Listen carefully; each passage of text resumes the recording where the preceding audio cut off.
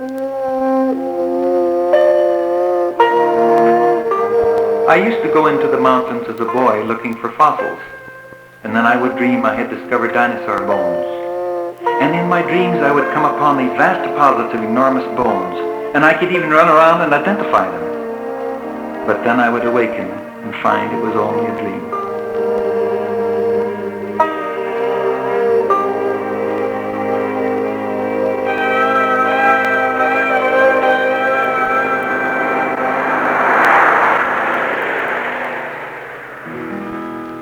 Was a man who was born in a town of humble ways and means,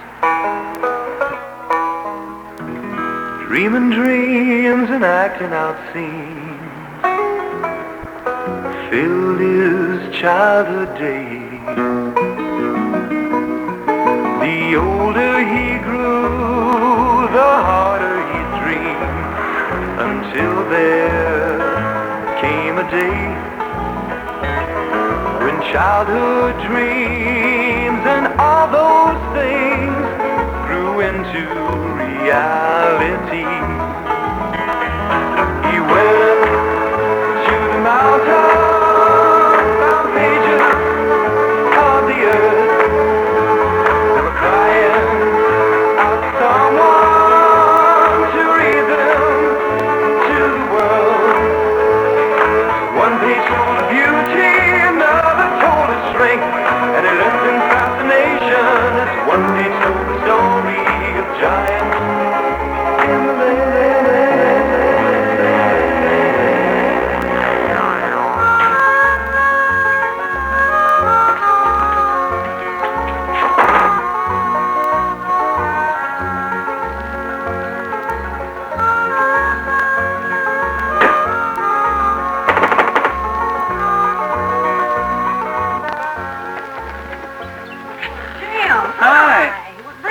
Oh, I just came by to see what's going on here. How's everything?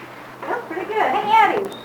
Well, hello, by golly, you're looking good. Yeah, well, so are you two. Sniffing for dinosaur bones. Well, I've got to see what's going on over in this part of the world.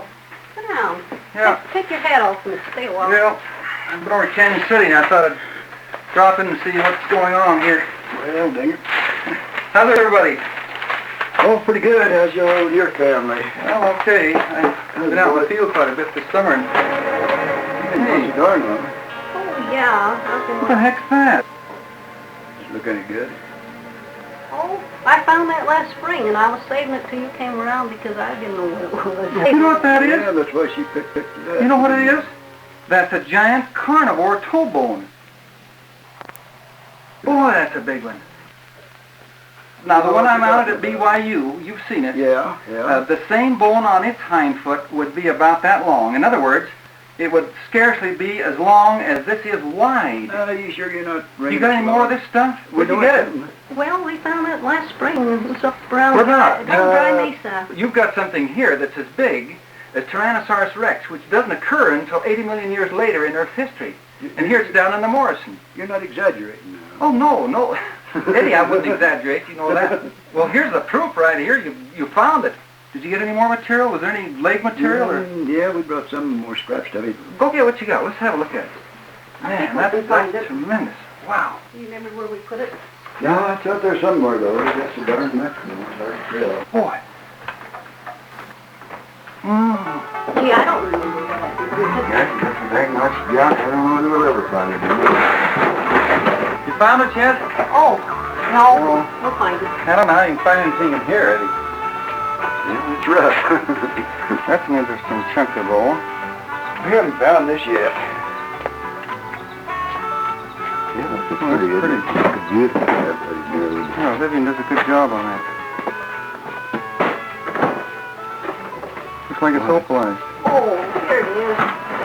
This water hop brings it out. Yeah, I think it's this one.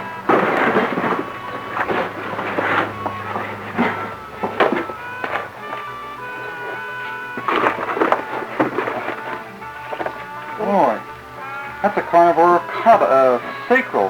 Here's another one like it. Yeah, those go together. Ah! This is the top here, the neural cord runs through like this, and the side of the hips are on both sides of this. Is that How correct? about going up there? When do you want to go? Well, the sooner the better. How soon? Now? Right out Well, we've got just about enough time to get up there. How far is it? That's not too far. I've learned from past experience that when Eddie says it isn't very far, you've got to be prepared for a long drag.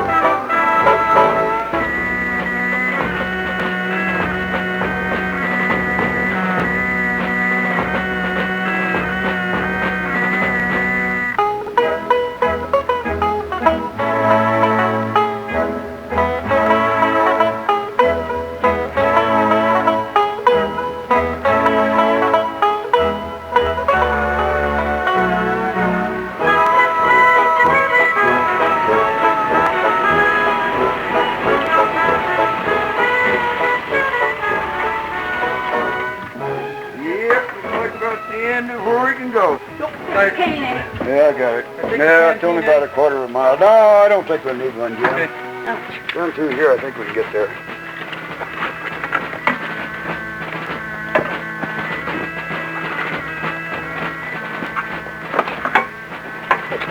Same way you came in the first time, Eddie?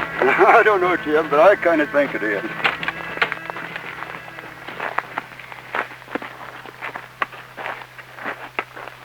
Think we're getting close, Jim. Looks pretty familiar.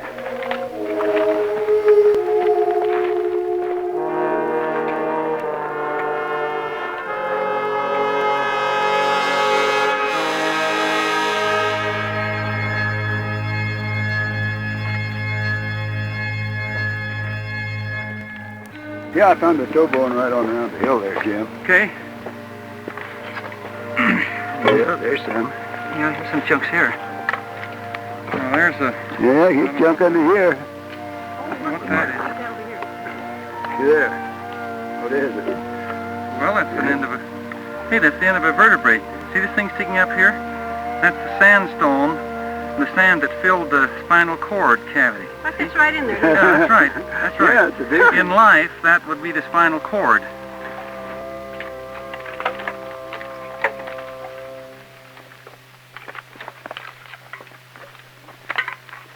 Look, the bone's dribbling all the way down this slope. The best way to find the layer where it's coming from, see this here? This is highest part. Now this bone never rolls uphill, so you find the highest point of bone, and that's right here. Do you see anything above here? And then dig in, dig a little trench like this. We just dig down through the loose upper surface to see where it's in place. Go like this. I'll just carry this on up the ways here. Now there's a white layer, yellow, getting into this. Look now, here, I think this looks good. You know, the bone occurs in this kind of gravelly material more often than not. Yeah, here's a piece. Here it is. Yeah, Look, yeah, you're getting the level of it. Look, it runs over this way. The level probably goes right along here. Yeah, Let me scrape this off here. Uh-oh. Looks like you found It's not a rock. Yeah. Oh, Jim, You get it do on. it.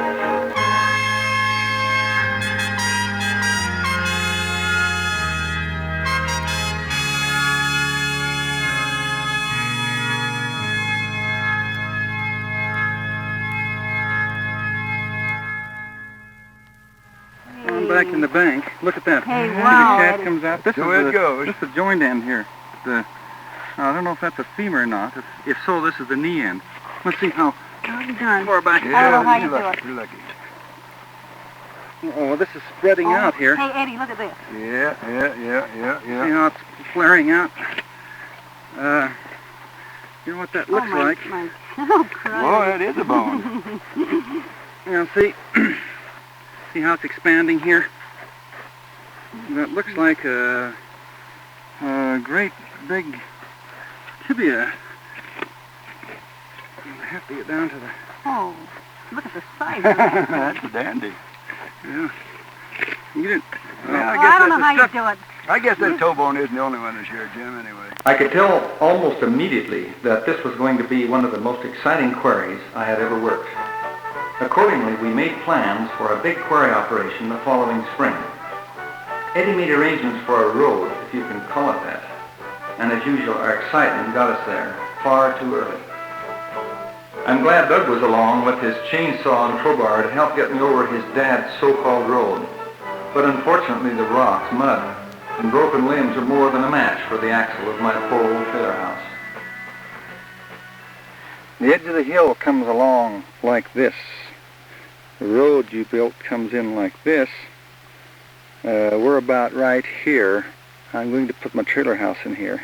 This canyon over here, and the one running up that direction. The opposite wall goes up like this, and we have the canyon coming down. Here's a little farm down below with the old deserted farmhouse. Creek comes down like this and then goes on down the main canyon. Now the bone layer goes down along the hill this way. You come down with your cat, Doug, and push that off. Okay, now in profile, to give you an idea of how the cut will be made in the side of the hill, let's draw a profile here. We'll cut in the bone layer, goes along about like this. Right here is where Eddie and Vivian found the first toe bone. Now we'll cut in with the cat starting up here, cut down like this, just above, ending just above the bone layer. This material here will be removed and pushed out over the edge.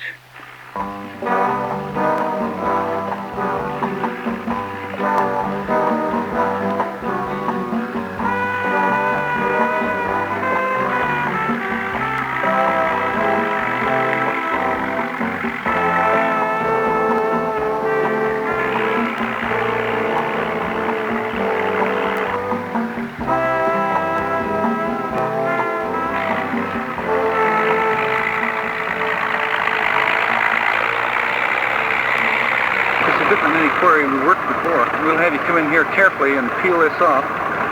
Ken and I'll watch. Want to go down just a bit of Yeah, just a few inches at the most. A couple of inches, you know, that's pretty hard on a machine that size.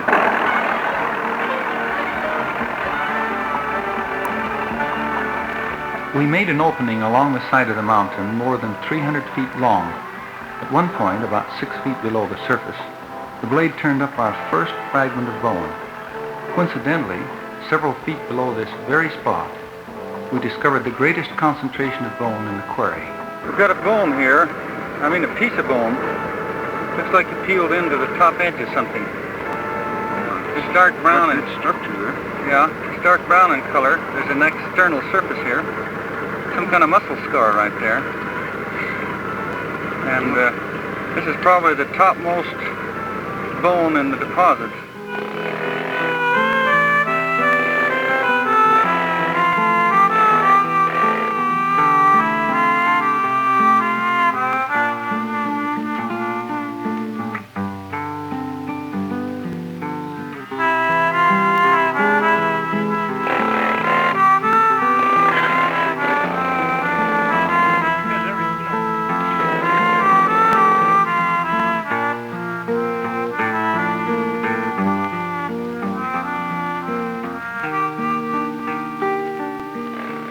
Few people realize the tremendous problems and hard work of a dinosaur quarry, and even fewer people are willing to stay with it all summer.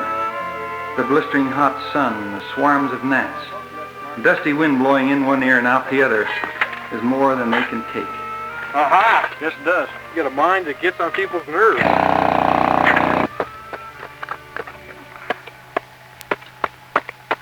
This bone's laying here for millions of years. It's been protected by the rock that's in. But once we get it uncovered like this, it's necessary to harden it up with shellac. The shellac soaks into the grain of the bone.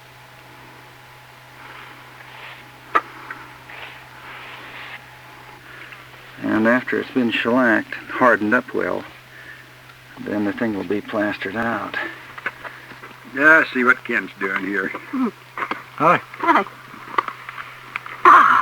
Putting the mud coat on this old femur.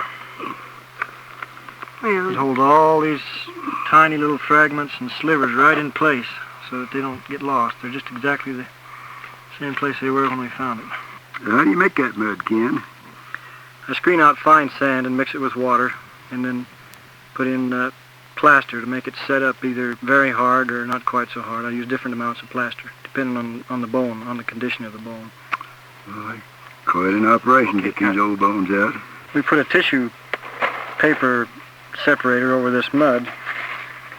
Now, it isn't really necessary. It's just kind of like double insurance, just to make sure that the plaster jacket comes off. I can get some plaster mixed up here and get a jacket on that thing, maybe. This is a nice gooey job. yeah.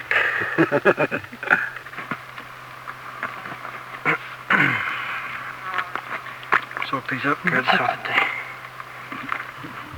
Yeah, I bet that poor old dinosaur didn't know he was going to be treated that nice. Put a cast on him. The most important thing about this job is to get it tucked really well under this bone.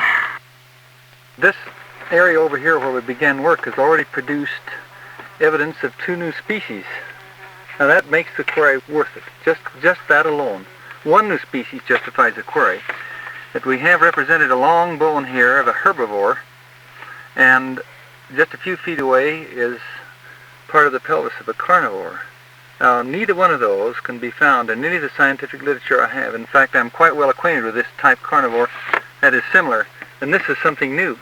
Over in this area here, we have some limb bones of another carnivore, and we found some crocodile teeth there and some turtle shell fragments. Yeah, I don't think we can go up there. That thing's getting hot. Well, Eddie said it was only 2 hours. We're almost there. Well, you can't tell an awful lot about what he says anyhow. Oh, come on, let's go on. Well, that's the way you feel about it. Why, we'll go.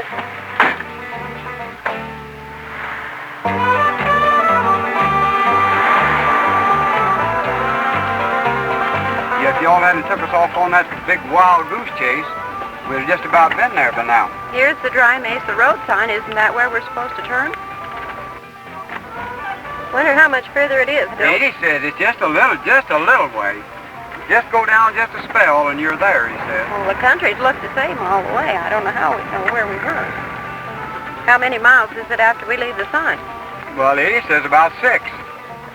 Great day in the morning. How in the world are they going to know we can get back up if we don't try it? Got to go down fastest. You ready to go?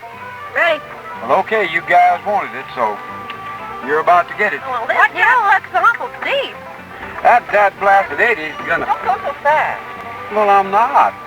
Yeah, and I may hit this dad blasted stump if I don't get right over the middle of it. It did tip it, too. It did hit it. What do you suppose is around the corner? Watch these rocks. I'm watching. Ruin a dadgum car just to come out and see a bunch of darned old bones. I wonder where in the hill we're at. I think it's a dad-blasted shame that them dinosaurs couldn't have died somewhere along a highway or something without coming plumb out in the woods like this.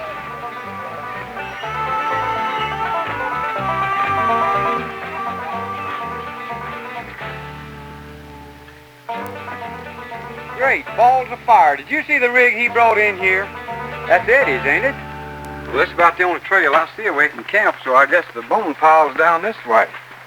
I guess that's part of it. Somebody did Jim's. must be Jim's camp. Well, I'll swear, look, he got his trailer in here, too. How on earth? This is quite an outfit here. Isn't it? Well, I guess we're better sign. I bet there hadn't been many people up here. I wish you had looked at here. I swear, I bet there's 20 pages. Good heavens. Well, how'd they get through? Now, that's what I'd like to know. You're the guy here from Japan. Does that take for you to dug out them more than 4 months? About 4 months, from April until the last of August. All right. But we make use of all kinds of modern equipment, like the air compressor there. Yes, We have air chisels. And The excitement I felt that day at the Joneses, when I first saw that huge carnivore toe bone, was now justified.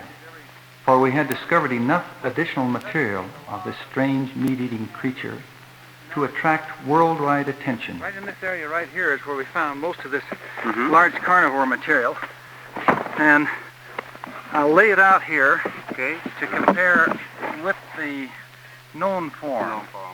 The humerus, ulna, radius, and by comparison, here's the tremendous humerus of the new form. Notice the shaft is straight, whereas an antrodemus it has quite a curve to it. This is the most distinguishing characteristic about it. Now the ulna here for the new one and radius. Now, one of the dramatic things is the short length of the ulna. Notice on antrodemus, the ulna is 3/4 the length of the humerus. In this case, the new form, it's only half the length of the humerus. Certainly. Besides that, when comparing the two, notice it's shorter than the known form, but much heavier, much stronger naturally. So we would say, in describing this as a new genus, that this form has an extremely short forearm, which gives it tremendous power when being used. Now, in the book here, let's look at the figure. We have an illustration of the complete skeleton of the known form, antrodemus. Below is an artist's concept of how it looked in life, feeding on part of a larger dinosaur beneath it. Now, the differences between this and what I found is primarily a very short forearm. Mine has a claw on the forehand here, which is 12.5 inches long. We have also discovered the lower jaw of this new form.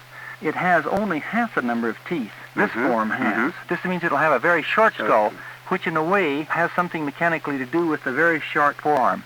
We've also found part of the hips, and they also have different characteristics. This is one of the most interesting discoveries that's been made in the Jurassic, in this part of the world at least, for the last 50 years. What do we got, Sal? Stew! I mean the good kind. How much? You say when? A little more meat on it.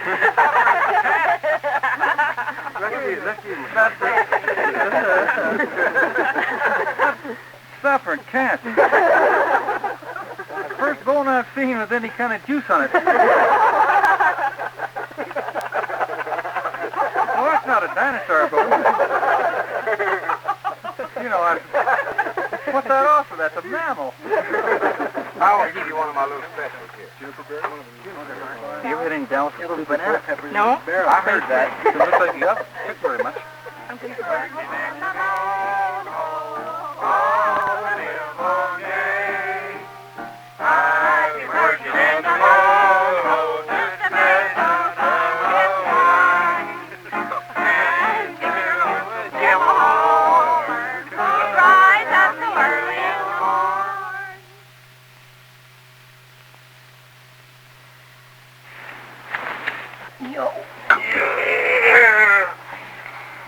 Hold that there, please. Oh. I get her tied on here. You can start the music.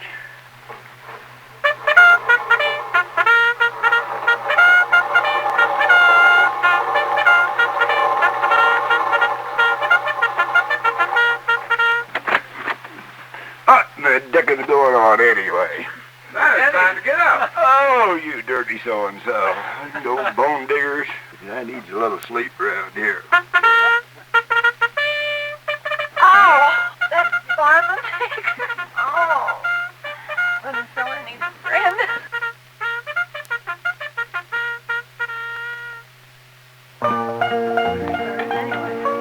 I'll be right there for you. Oh, thank you. You can get with it.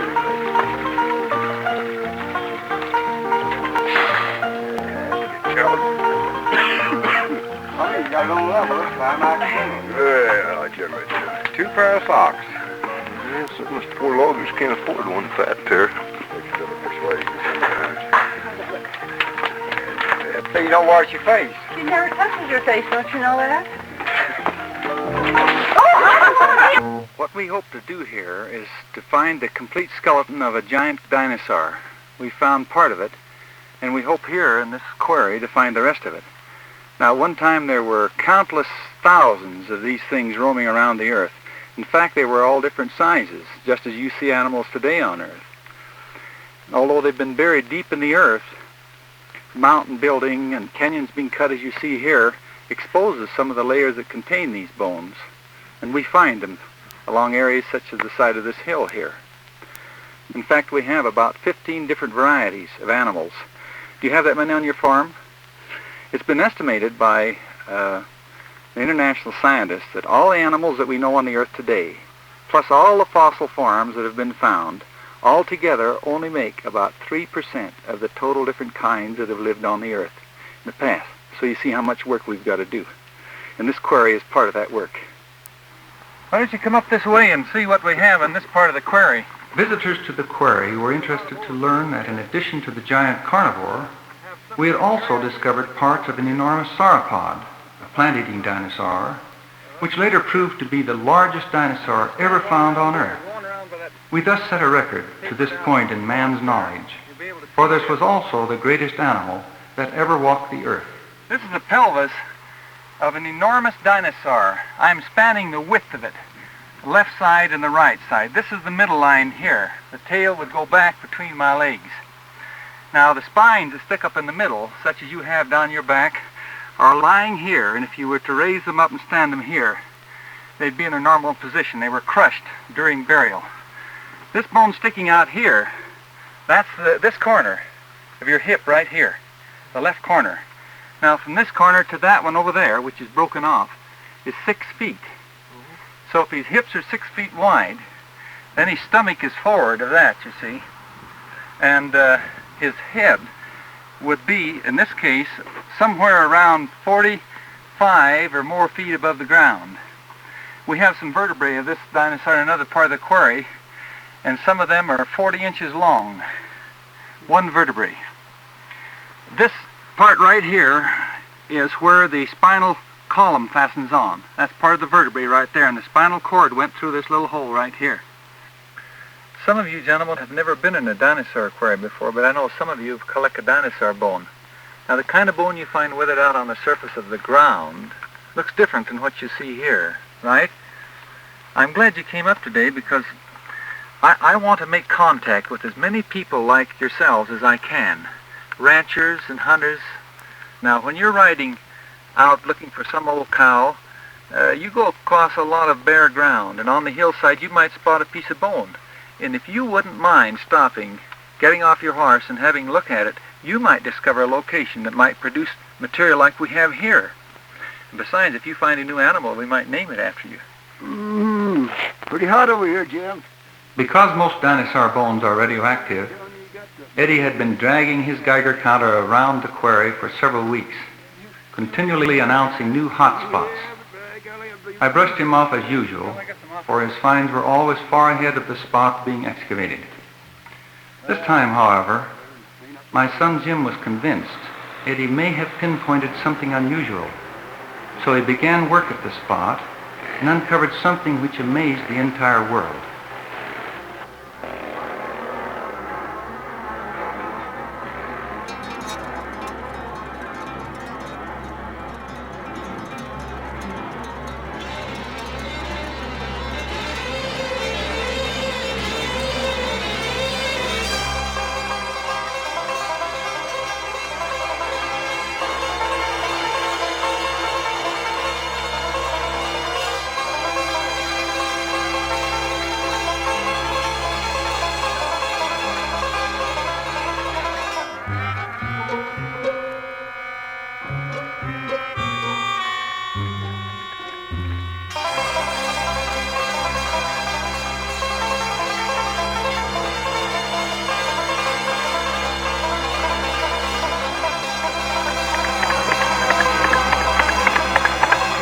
Hey, look at this, Kim. What in the world have you got there? I don't know, but it's huge. One solid bone. How big?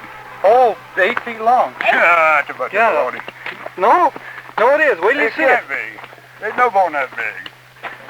How about that? Hey, you weren't kidding, were you? Yeah, it's Missouri, and I see it, and I still can't believe it. No, That's the biggest bone that's ever that's been probably found, the biggest single bone, length of bone that anyone's seen on Earth. It must be. Isn't that tremendous? Gosh, that's unbelievable, Jim. Is there any animal that could have had anything like that, Jim? Well, that big pelvis down there, it's just like a sidewalk. Oh, for crying out loud. It isn't quite 8 feet long, though, is it, really? Oh, yeah. It is. You gotta measure it. Your cane, well, you got 3 feet on your cane there. Getting close, getting close. Measure. Vivian, Dad, don't do that, by gracious Look, sakes your alive. feet are a foot. You know better than that. You're going to set the full length of that. We're going to have to get a hold of both ends of you and pull. Wait a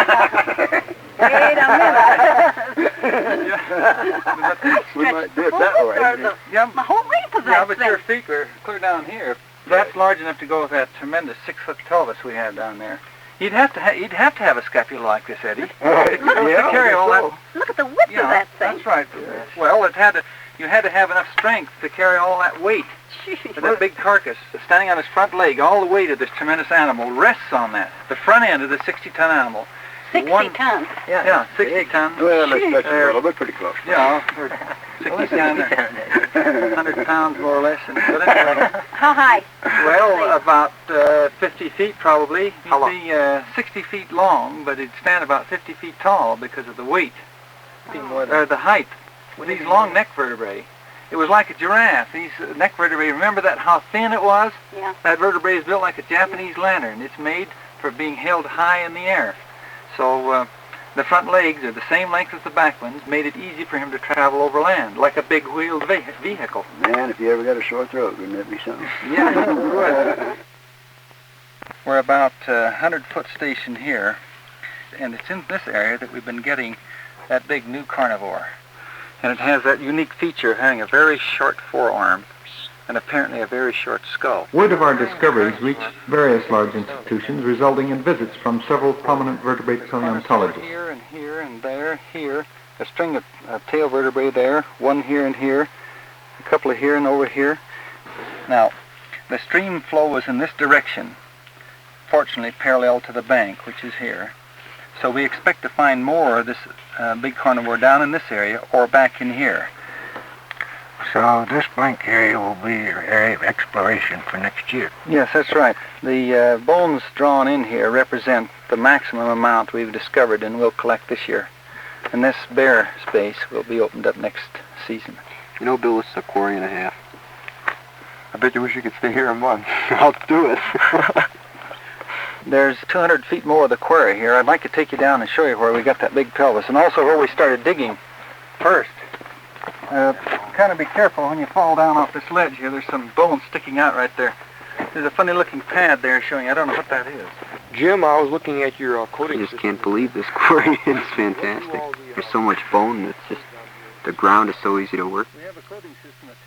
When I came out here, I was quite astounded because of the size, the magnitude, and what a spectacular quarry it is. There's about, I'd say, a half dozen major Morrison dinosaur quarries. This compares with any of the greatest quarries known so far. We've gotten this area down to almost a solid mass of bone.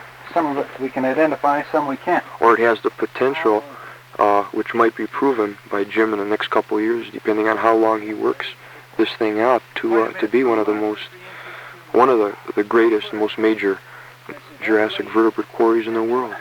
Now the scapula with coracoid here, which is 8 feet long, is going to be difficult to collect because it's lying on various other bones. In fact, the bone layer goes down about 3 more feet below the scapula.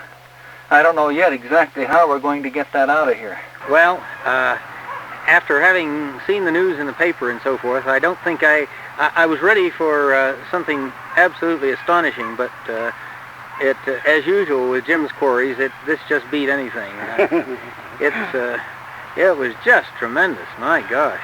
I think, scientifically speaking, the most exciting thing is the new carnivore, because that seems to me to be absolutely unexpected for the Morrison. People have been finding the Antrodemus or Allosaurus, and they've been finding Ceratosaurus, but to find an absolutely brand new carnivore in the Morrison at this time, after all the material that's been taken out, is really very surprising, and gee, it is astonishing. Now, to me personally, of course, the sauropods are what I am more interested in, and so my heart, I must admit, beats a good deal faster when I look at the great big scapula and the huge cervical vertebrae, neck vertebrae that go with it. That isn't all one vertebrae, is it? That you and him are looking at down in the bottom. That is one neck vertebra. That's a cervical. A cervical, right. Yeah. It is just absolutely immense. It's very, very possible and very likely, I think, that this new animal is the largest because the scapula is just absolutely so much bigger than anything I've ever seen and that I've ever even heard of. Welcome to Dinosaur National Monument and its fossil bone quarry. As far as I know, there are only 2 other quarries on which sauropod bones are being taken at the present time. One of them is, of course, the Great Dinosaur National Monument outside of Vernal, Utah. This is an absolutely magnificent quarry, of course, has been the finest quarry from which dinosaurs and sauropod dinosaurs in particular have ever been found. But the material from this quarry and some of the other great dinosaur quarries is essentially the same types of dinosaurs. And these dinosaurs now are, for the most part, quite well known. Now, the exciting thing about Jim's quarry is that they're getting new material that was not even suspected. This makes this quarry simply very, very exciting because after all of the many quarries that have been worked, here one has Jim's quarry with a new carnivore, perhaps several new sauropods, and heaven only knows what else is likely to come out before he's through.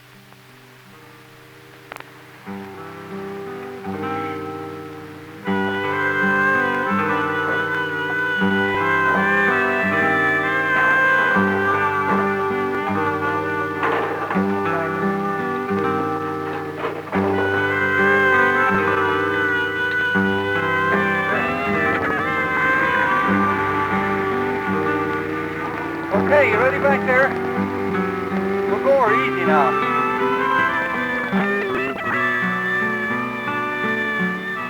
This is the pelvis of the world's largest dinosaur, the new sauropod we had discovered. Several days were required to enclose these bones in a protective case of plaster and wooden ribs. Cut free from its ancient tomb, the pelvis now weighs more than 3 tons.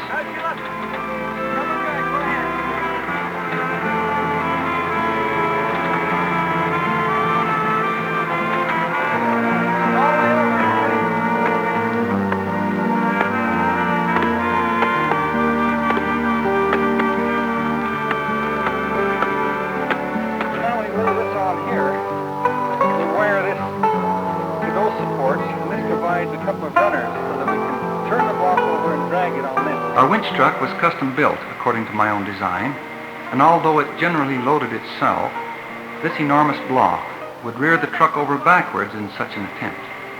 Therefore, it was necessary to place supporting blocks beneath the truck.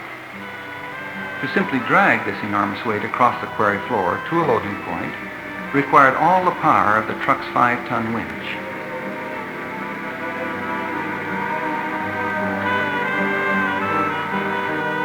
Hardest spot in the whole hill. Stop. Okay, here it comes.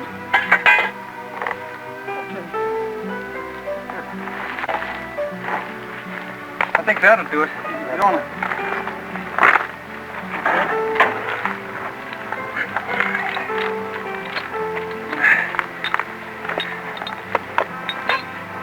Right over here. Yeah. So, next to that.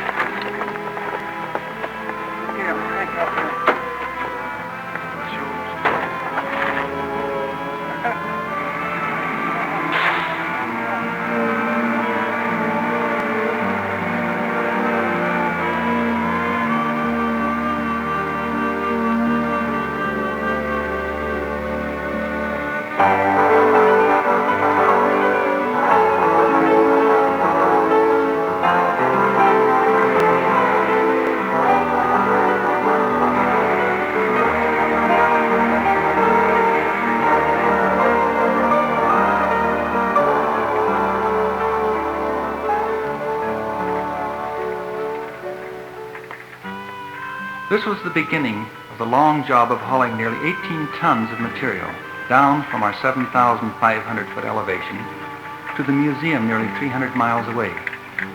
Each round trip would require 3 days.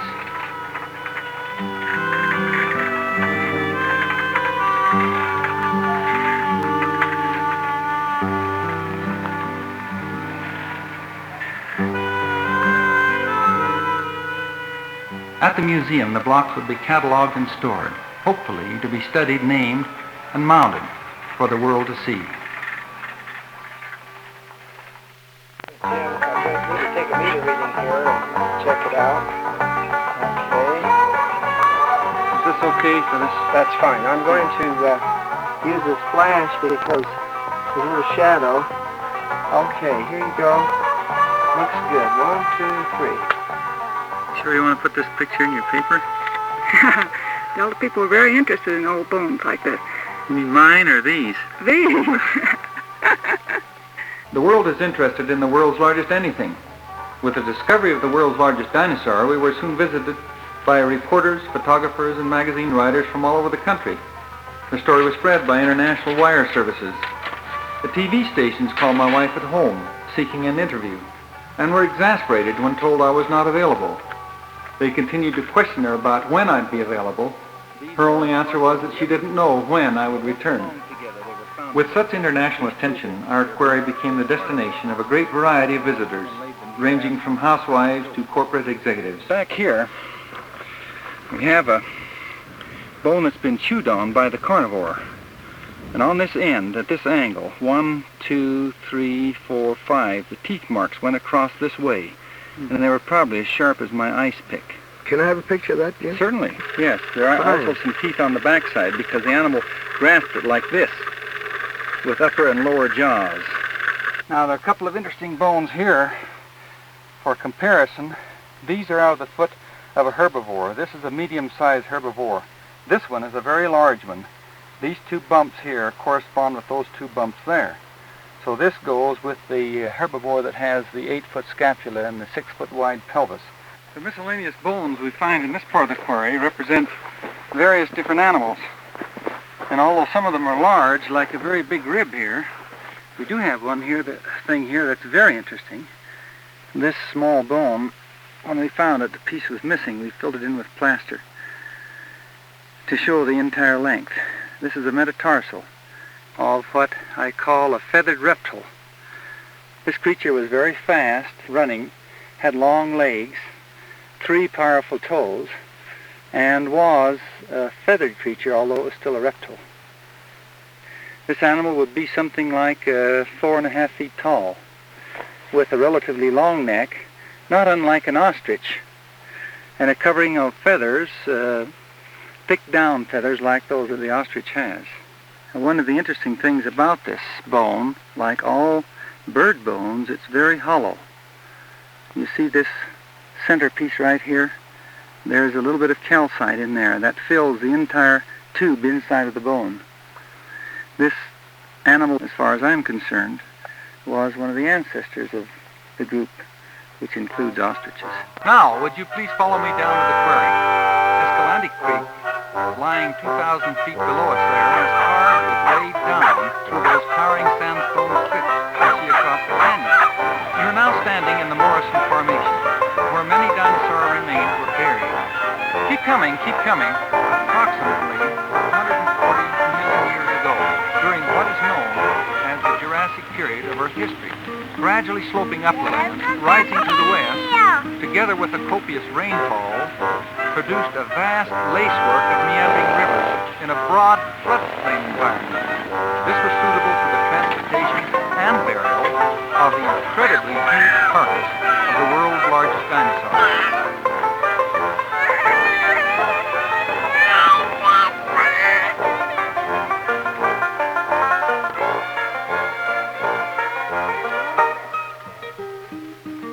Hey, is anybody here? Yoo-hoo! Oh, hi there.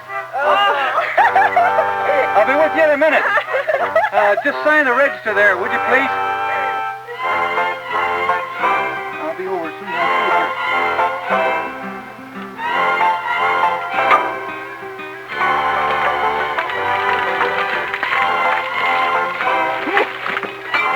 Well, that's going to be close. I believe this. about this game.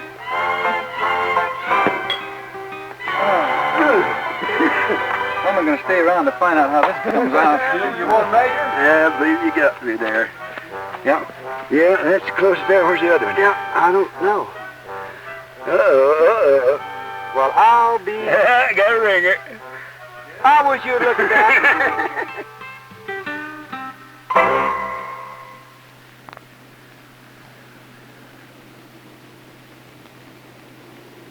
I came up here expecting to work about 6 weeks, but I have now been here for 4 months. The more we excavate, the more bones we find, until it now appears as though it will take several years to collect all the bones we have discovered. Many years ago, when labor was cheaper, a crew could remain in a quarry like this for several years, but we can't do that because of the high cost of such an operation today. My resources are now at an end. I have even skimmed a little off the household budget. There are no funds left to continue. So now, although we are faced with the problem of work before the snow flies this year, a greater problem has developed. How are we going to excavate the thousands of bones that remain? Where will we find the backing to complete our collecting, to study these new animals and put them on display?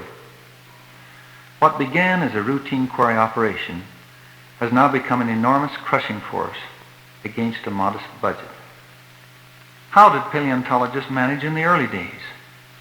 More than a half a century ago, men dug up dinosaur skeletons and saw them named and mounted in museum displays without modern equipment.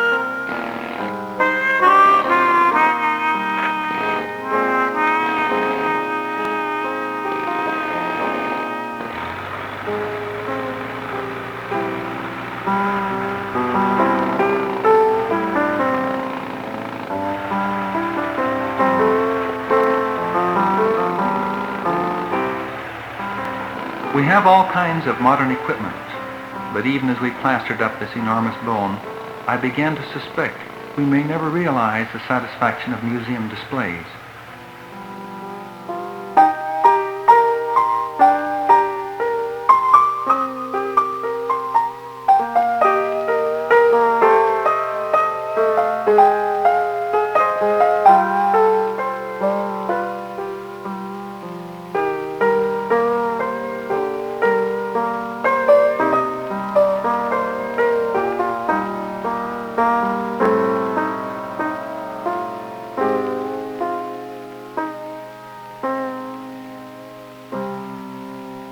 We would like to remain and work indefinitely in our quarry too, but some of our sophisticated equipment is showing signs of failure as a result of the long, hard grind over the rocks and stumps of more than 3 miles of unimproved road into our site.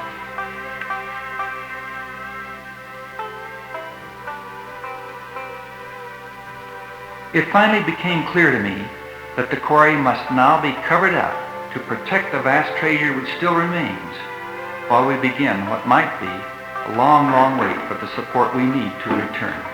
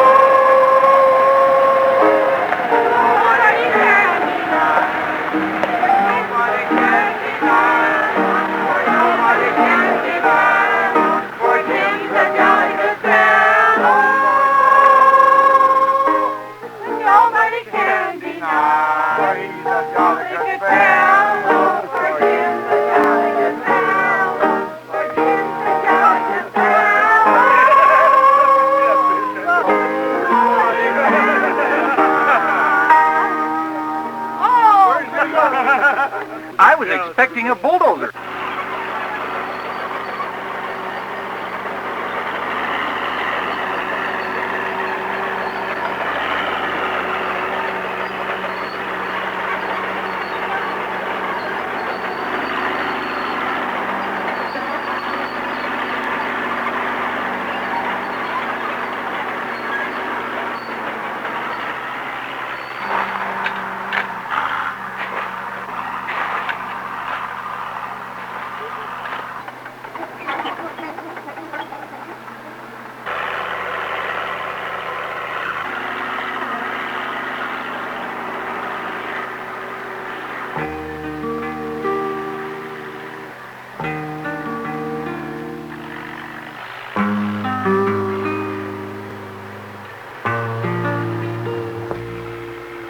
When I was a young man, my daddy, he once told me that dreams were things that surely could come true.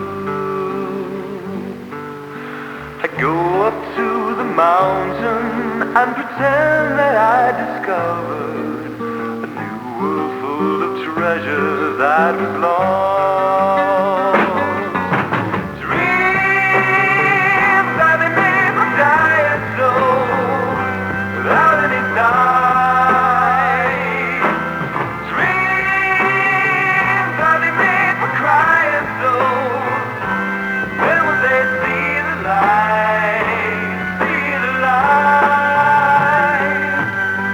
And even though I've suffered through the troubles and the hard times, the memories of my youth have helped me through.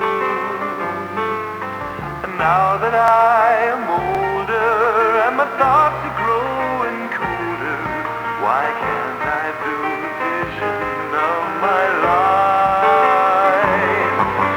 Dreams that they made for crying so without any sight. Dreams that they made for dying so when would they see the light? See the light. One thing Daddy told me about reaching dreams and glory, it takes much more than work and sweat and tears. Without my friends and family and the good Lord that surrounds me, I'll never see the things that might have been. Dreams that they made for crying so without any sight. Dreams that they made for dying so when will they see the light? See the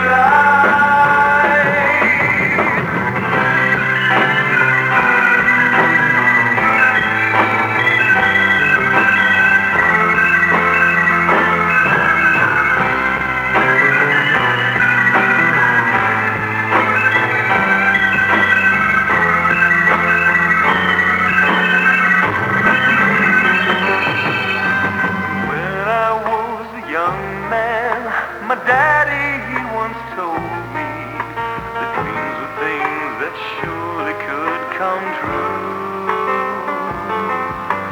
Now the day is older and the pages have turned over, of history buried deep within the grave. But why can't I remain now and finish this great story? I guess I'll pack my bag